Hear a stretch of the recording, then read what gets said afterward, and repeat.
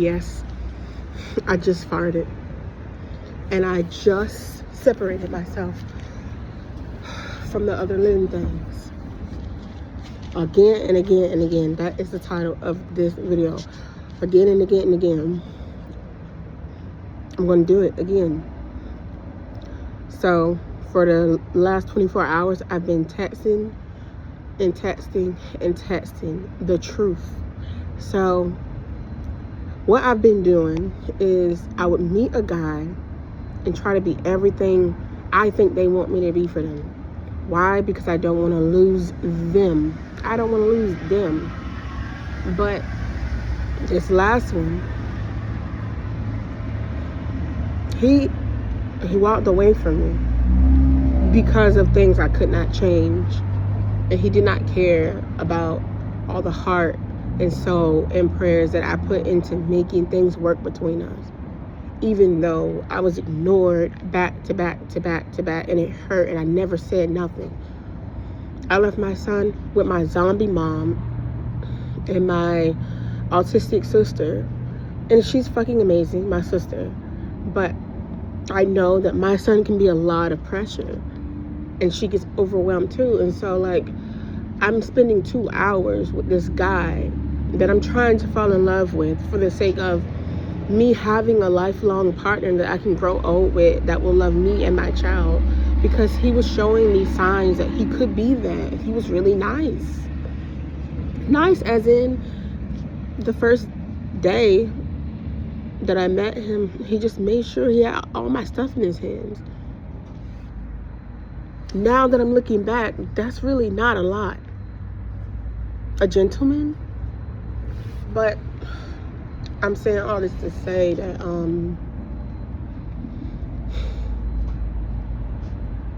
I've been texting and he ain't been responding. It's all blue, all me. But this morning, I saw that he read it, because I was like, you know what, maybe he's blocked me, but I'm gonna send him everything that I really been going through with him. How he's just been making me feel so worthless, and like I would have been everything for you, bro. Like, you don't know how much it means to me to like have someone by my side, be with me in this life that I'm going through. Like, my life is challenging, it's ups and downs. I never know when I'm here screaming or whatever, because I have an autistic 4-year-old and autistic. So like, to have someone be okay with just being there. And he was quiet, but like, he hurt my feelings really bad. And I told him everything. I told him everything I had to do just to spend time with you. And how you told me you loved me first and that you wanted to just be there for me. But instead, you ended up just like hurting me really, really bad. Like, you dropped me cold turkey. You had no love for me at all. It doesn't bother you to be alone like it bothers me. And you're gonna know about it. It was scary because I was like, oh shit, I'm saying all this vulnerable stuff, but I said it, and it feels good to say it because I needed to say it. And it felt really good this time to see that he read it.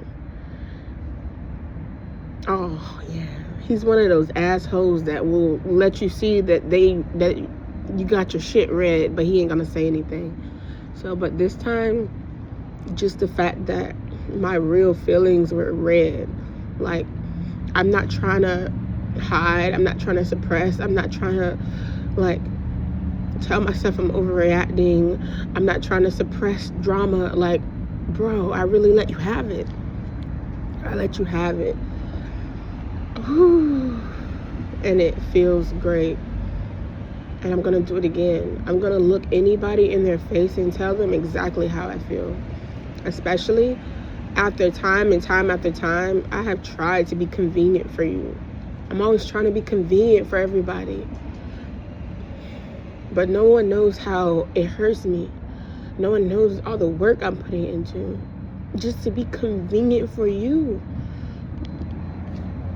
When If I was God and I was to see it all happening, see it all play out from a distance, I would feel bad for that girl.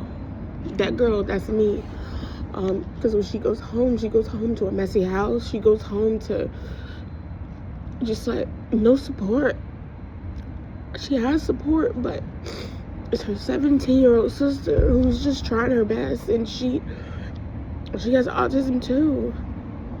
I have ADHD. I'm not perfect, but I'm trying, y'all. I'm trying to figure out my life. And then with ADHD is like, we get attached to shit, and it's really hard to break the fixation of something that you really like. It's really hard. And it's really hard for us to move on. Like, I have to move on again from this hope that I have to throw in the trash. I have to throw away visions and shit. Visions of having help, visions of having a partner. I have to throw that away right now. I'm not saying that I'll never find somebody for me and my kid, but like, I thought I was getting close. But surely he kept showing me that he just might not be the one. But you know what I did instead? I said, you know what? He's in the Navy. I've never been with a guy in the military. It's new to me. Maybe this is new. Maybe this is what it's like. No. Them bitches be posting shit on TikTok. I be seeing people what look like they in a fucking war zone, but they posting on TikTok. So you telling me this guy is working madly for 24 hours, so busy that he can't say good morning and he can't say good night, or he can't ask me how my day is going, or just ask me about my life in general? Like, I thought like dating meant you're getting to know somebody. He did not ask me nothing about my fucking life. If he did ask me a question, it's because I initiated the conversation, and he's just responding to shit that I'm saying. You have ADHD? Bitch, I already told you that. So the fact that you want to claim that I never told you that I had an autoimmune disease that was contagious, well, potentially contagious, because it doesn't always just go to the person you're having sex with. So herpes, I have that, but it's HSV too. There's different types of herpes. There's one that people make fun of and you look like a fucking I don't know, some kind of junkie with a bunch of bumps all over your fucking face. I don't have that. I have the one where if I'm stressed or if I'm wearing something tightly around my fucking vajayjay, like an outbreak will appear. It'll be like a dot. Like it looks like a pimple, really. And so to get rid of it, I take a fat pill called an antiviral, and it goes away. And I have to reevaluate my life. I have to make sure I'm taking care of myself. Nobody's stressing me the fuck out. And that's all that it is. It's contagious, yes. It is contagious. It is. But it's not life-altering. It's not damaging. It's not detrimental. And it's stigmatized, and it's not nice to treat people like they're diseased people who don't deserve to be loved. I do deserve that. And I'm smart enough to know that just because this guy is treating me as if I'm like a disease to the planet, I'm smart enough to know that it's just him, and that not everyone thinks the same. But what if I wasn't though? Like, what if that shit really broke me and it made me feel worthless, and it made my quality of life go really down, all because of me being sexually active as a teenager. A teenager that doesn't know any fucking better. Yeah, we got taught about STDs, but we don't even fucking know. Shit, that one fucking lesson. Do you know what else the fuck I'm going through? I'm dark. I'm being called black. My mom is calling me names, saying that I'm getting fat. Like, I'm going through all this shit, and then I find a man that loves me or just wants my body, and I feel wanted. I feel loved. I feel seen. He likes me when I'm naked, even though I have stretch marks. What do you think I'm gonna do? I'm gonna keep giving my body away, and that's what I did. And I just so happened to end up contracting something that doesn't go away, but it's something that doesn't hurt me. It's something that is contagious, but it does not hurt me at all. And I believe that little girl, because like I keep looking at my baby pictures lately, I believe that little girl deserves love no matter what she has. I don't care. What if I did have HIV?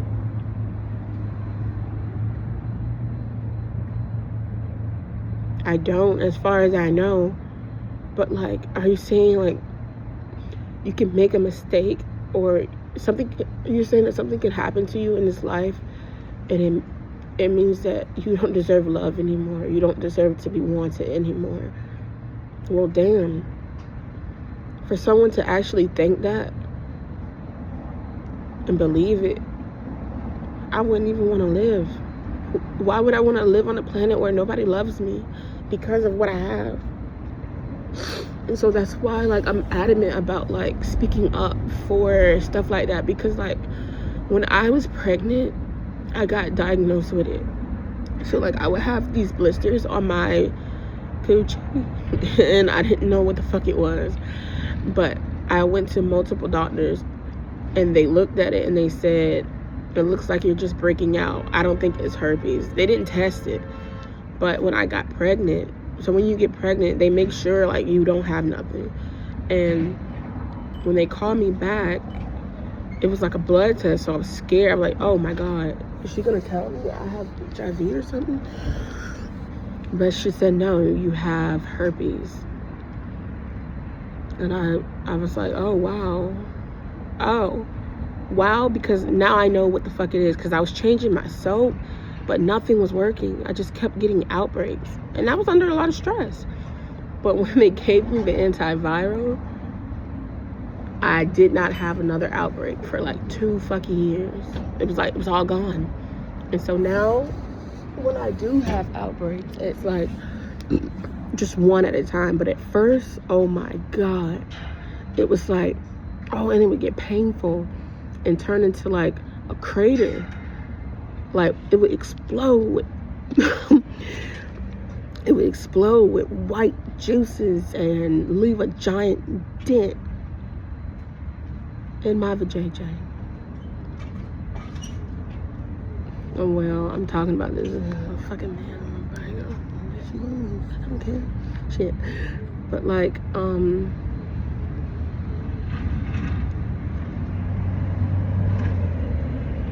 yeah, when they gave me the antiviral, I felt relieved. Like, oh wow, that's all I needed was a pill, and now I'm regular. But when I told my partner, who was the guy who statutorily raped me and gave me my first child, you know what he said? He said, you have fucking herpes. He shamed the fuck out of me. I was so embarrassed. I was so ashamed that I got drunk that night as a 7-month pregnant person. Like, my belly was big, and I just did what was in my environment. Got me a Taylor port and hung out with some bitch that's not even my fucking friend anymore. And she let me drive home. Like a good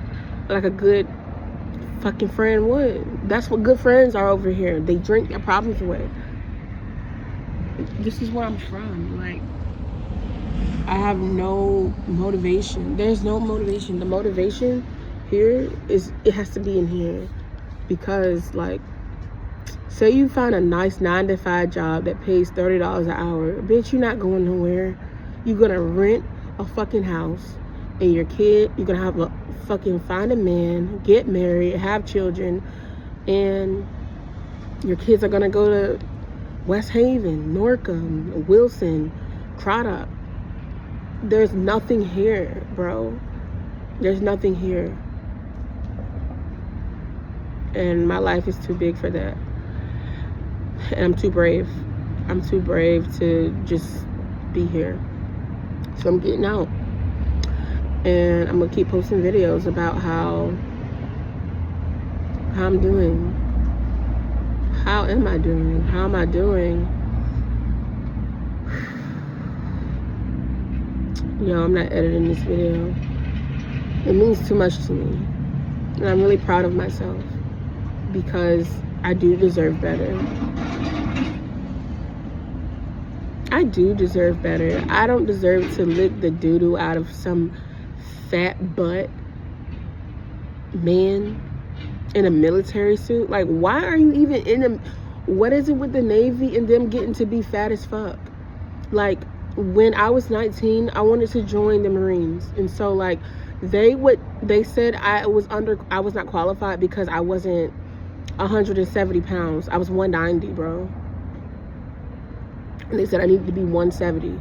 This fucking man, the man that caused all this heartbreak, he's like fucking, bro, he's almost like, he looks like he's about 300 pounds. Like, and then he said he's only been in the Navy for a year. What the fuck? How do you get to be this fat? And why is it true? Oh yeah, when I was 19, I was working at Lowe's. Like, I would just talk to everybody like, yeah, I want to join the Marines, but like, I'm not qualified because I'm not 175 pounds. And they're like, someone was like, well, you can join the Navy.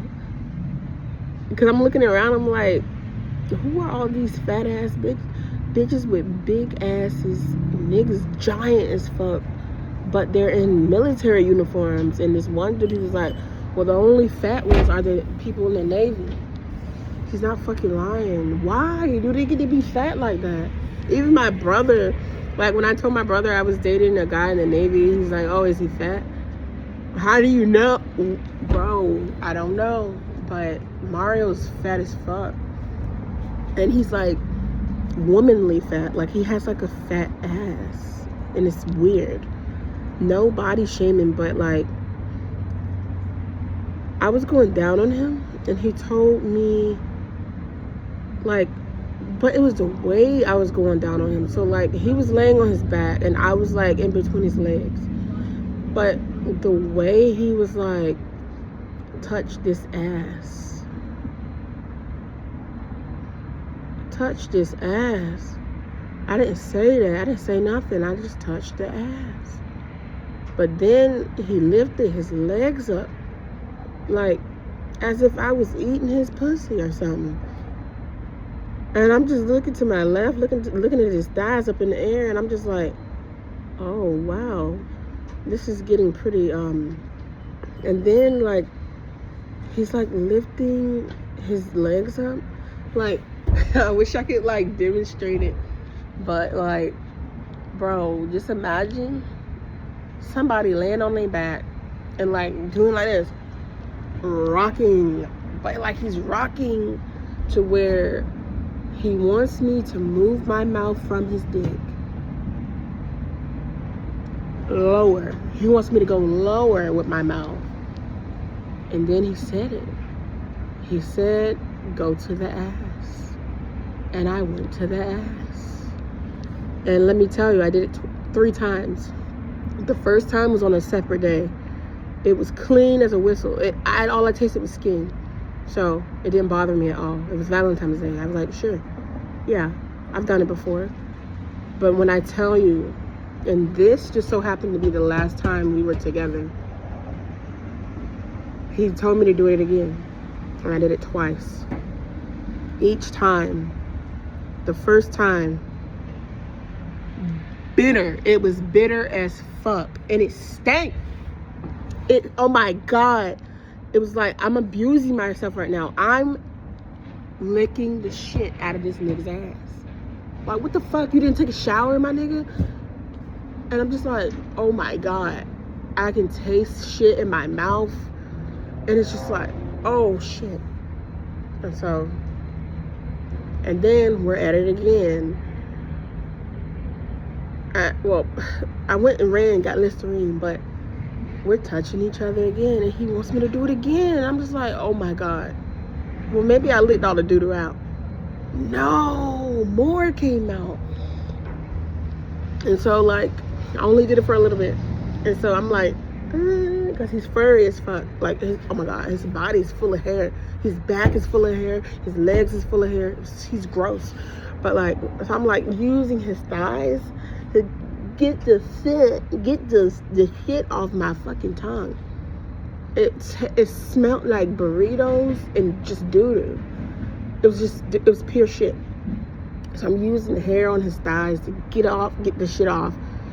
And like, but he lifted his head up like, go back down there. And I'm just like, I'm coming up. Yeah, I came up and I never went back down, bro. And the rest of that night was awful. He fucked me like a fucking plastic doll, baby. Like a pocket pussy. It was awful, bro. Like, he was sweating bullets, and the sweat, he wanted me to be a missionary style. So like, he was sweating bullets, and the sweat just fucking was dripping on me, and he's big. And so like, I'm like trying to move my body. Okay, can we go doggy style? Because yo, you're kind of like disgusting right now. And his hair is wet. Everything on him is wet. He's like a sweating fucking disgusting creature on me. And I just kept thinking of that scene in Queen Charlotte when, like, you know, the fucking girl that had that old black ass wrinkled ass man, and they just showed them fucking, and she's just like, her head hitting the fucking door. She don't feel nothing. It didn't feel good. That's what the fuck that nigga was doing to me. And I say all this to say, I settled and I went through all that, and he ended up leaving me. I got dumped. But the heartbreaking, I mean, this is making it feel better because, like, maybe there has to be something better. Like, do you really want Mario to be the end? Like, bro, you deserve so much better. Like, look at your cute little face, Tamara. You and your son deserve better. Yes, he was a gentleman, but just for the sake of, I love you, Tamara, and I love you too, anybody who watches this and is settling like a motherfucker, like, I love you so much that I want you to have the man of your dreams. I don't care. Like, don't stop there. Date.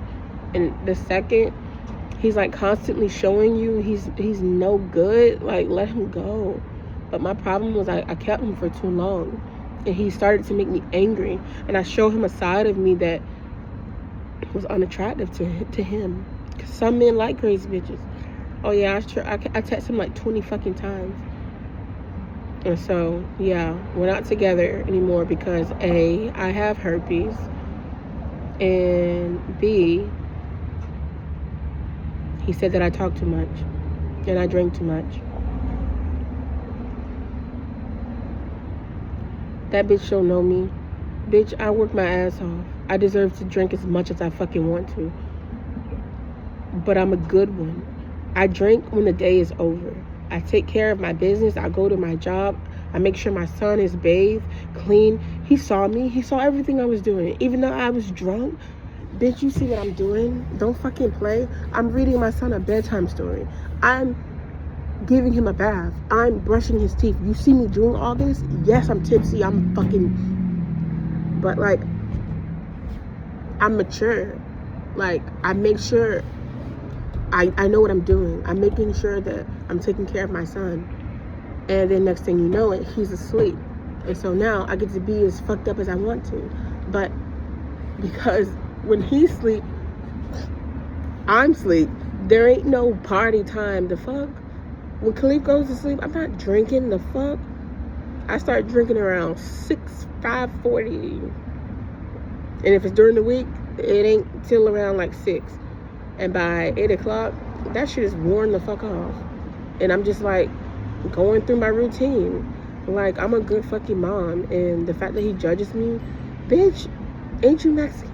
Like, y'all niggas known for drinking. Shut up. Y'all don't give a fuck. They are. Niggas is known for being high.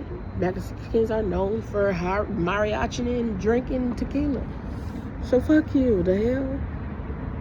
So I'm done. Wow, this is a 25-minute video. But I'm doing good, and I'm speaking my truth, and I don't give a fuck. You think I'm here to make you laugh just because I put comedian? So, I like the art form, and I like the name. But technically, I'm a public speaker, ho. Thank you. The only reason why I took the name comedian is because when I was a little girl, and this is it. When I was a little girl, I used to laugh all the time. And then when I went to school, I didn't have my cousins with me. So I had to figure out who I was without my family around. Because we all went to the same elementary, blah, blah, blah. But one year I went to school and I didn't have my cousins. It was just me in an elementary school by myself. No siblings, just me. And so in the 9th grade, I remember that's when I realized, like, I'm entertaining. So this boy, he pulled out a Nintendo DS out of nowhere. And I said, la la la. I was yelling at my teacher. I was telling her, so-and-so has a Nintendo DS. So-and-so has a Nintendo DS. And the teacher was like, shut up and get back in line. And then as I'm getting back in line, I'm stomping away and I'm like, so-and-so has a Nintendo DS. But like, when I turn around, I see the popular girl in my class and her friend. They look at each other and they bust out laughing. Like, they looked at me and then they looked at each other and they busted out laughing. And I was like, oh, I think I'm funny. They think I'm funny. No, for real. Her name was Precious Riddick. And then, like, we were always cool. Like, I wasn't her best friend, but like, yeah, I was cool with the cool kids just because I was funny. But I was still a lone wolf. Like, I didn't have friends. Recess, if I didn't have nothing to do, I'm looking around like a motherfucker. I don't, what the fuck to hang. I don't know who. I have no circle. I'm alone. I've always been that. I'm alone right now. I don't have no friends. Church friends, yeah, that's it. But yeah, I'm done, dear ones. Thank you for all of you supporting me. Like, it means a lot to have 600 something followers. Like, because at first I didn't think I could do this shit, but now I don't give a fuck about nobody. I don't give a fuck about nobody. But I don't care. You see me, I don't give a fuck. So I'm gonna keep posting, keep sharing my life, keep on talking, because that's what I do. What you looking at, man? Keep on talking, because that's what I do. And let's see what happens. Let's see what happens. Let's see what happens. Let's see what happens. Thank y'all.